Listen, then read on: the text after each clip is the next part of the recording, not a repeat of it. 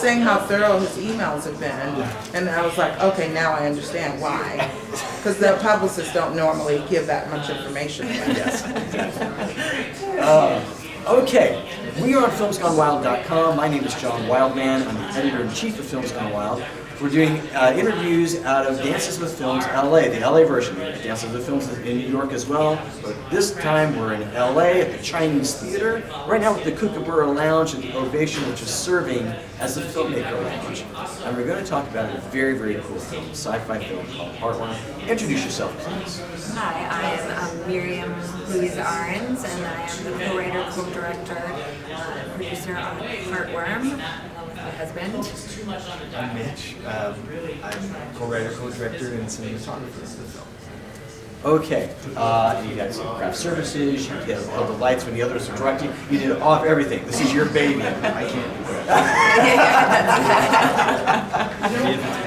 that. Okay, our audience likely does not see the film as of yet, so introduce us to Heartworm. Okay, Heartworm is a feature sci-fi drama rooted in the human heart. The film asks big questions about the state of the world, our relationship to technology and AI, and ultimately like how those relationships are changing our relationship with one another. And it's an independent film. It's so spirited. It's amazing to be here at Dances with Films that champions independent cinema. I mean, it's so fantastic. It's just so exciting. It feels like such a good fit for us. But specifically, we're talking about a reality in the film where people are living in an unreality as a way of dealing with grief, as a way of connecting with people that they've lost, or not, and everything. But it is a very imperfect system, an imperfect, process, which is very familiar to anybody who has read through any of their junk emails and go, is this true? I mean, it's like, you like going delete, because you go, no, that's not true. None of that's true. Or then we go on TikTok and we go, that's an AI person. What they're saying to me is not true, is not real. And so you guys take it to another level, and you're like going, no, we will reach a point in the future where we will, not happily, but we will accept that fakeness just so we can be okay here and okay here as best as okay we can be. It is a mind-bending concept. Obviously, that's what you guys want, and it is. I would love for both of you to talk about the challenge, though, of not making a confusing fucking mess for us.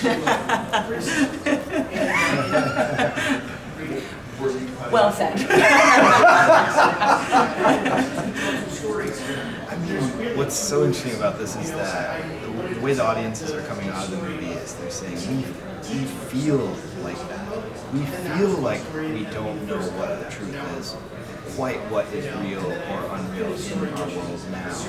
And so the mind-bendingness of it is sort of being delivered to the audience in a perfect state where they're really ready to engage with stories that the characters are dealing with. We feel so fortunate that the timeline of the film kind of landed in this moment. We wrote it about 5 years ago, 7 years ago. And so we didn't know the state of the world. I think as you always do, you push these things further off, probably to deal with, that sort of dystopian quality of it. But the film, it is mind-bending because this is what it feels like to be these characters. This is what it feels like to be us now, in a big way. Miriam, I want you to really talk about how you help keep your actors straight on this, because listen, when you're acting, it's like you're never shooting in order, so you're already in a situation going, wait, what happened just before this? What state am I in? And here you're going, wait, which world am I in? And also, what happened just before this? Right? So talk about how you kept them in an area, so they felt secure because they got heavy lifting to do dramatically. They sure do, and they were incredible. You know, the film stars Amber Gray, who's known for her Broadway acting. She's a Tony nominee for Hadestown, and she's on the Rocky Horror Show right now.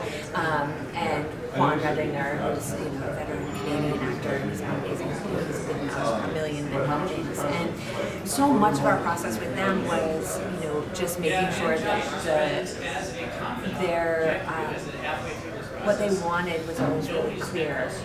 It was more about that than necessarily where you are, because I think so much of their journey, so much of Avena in particular, Amber's journey, is trying to decipher where she is in that way that we are sometimes. What is true, what is real? What is real, what isn't real, and how discovering that through the process, what feels real to her, to start being true to that place in her heart. And so in that way, it didn't so much matter where they were in that moment. It was much more about emotionally, what are you processing right now, and what is your goal here? What are you striving for? What are you aiming for? Which is always to sort of reconnect with your husband, and how is this either getting you one step closer, or or pulling you back 5 steps. More along those lines. We have a couple places where I was to some people that I was like, it doesn't even matter. Just don't think about where you are, because for these people, virtual reality is reality. It's the reality they know. It's how they're playing out their group therapy, things like that, is playing out in these ways. So for them, it is real, And then also, frequently, the shorthand or the trick that a filmmaker will do, you go, well, this world is sepia tone. This one is bright colors. This one is just black and white. This one's, and we'll do that, and we go, so that way the audience really knows. And you guys are more subtle in how you do it. But you also did that because you had to. You had 2 different worlds. So talk about that visually. Part of the core tenet of this cinematography or the look choice was making sure neither realm is sort of alienating the other. Again, like what Mara said about the actors, it's not necessarily needing to know which realm they're in, because what's important is those emotional milestones and those beats and sort of character arc trajectory. So it's in our film. It's more reflective of what the characters are going through if there isn't a complete distinction between the realms, simply because the feelings that they're going through sort of traverse through the realms in a sort of consistent, path. Yeah, we also really wanted to sort of unfold like a flower. So at first the audience doesn't necessarily know where they are either. And as the film unfolds for you, and it starts to, and as Avena in particular is starting to discover where she is and really come to terms with what it means to have a virtual space, have her own memories, and be in reality, when those start to really clarify for her, the idea is that it also clarifies for the audience, which seems to be. But it wasn't, it was a challenge. It was one of the bigger challenges of the film in the editing process, really making sure that that flower unfolded properly. The last topic I want to get into is the fact that it's really weird. I don't know if you guys realized when you first started shooting, but you guys both have the same last name. So how that worked out was really strange. I know, right? All right? But no, I made a film with who's now my ex-wife, who's very, very friendly, but we were married when we were making our film. And we used to joke that we never argued in real life, we argued artistically, right? And we say the same thing. and it's like, I remember at one point, she wouldn't even come on the set because she was convinced I was going to kill one of the actors, through various means, right? She's, I do not want to be there when it happens, right? Kind of thing,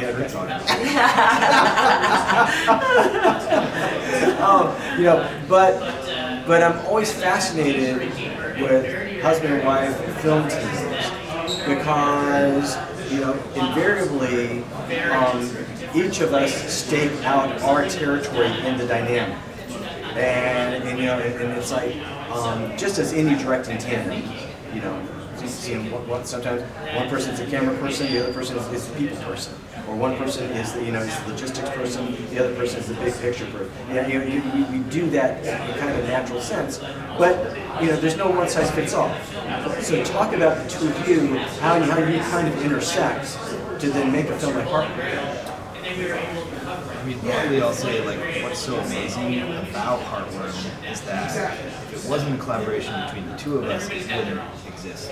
Like, either of us individually wouldn't have been able to make that film. So the collaboration itself is so key to our whole process, from when we're ideating the film, all through the process. So, and we can sort of trade hats as needed.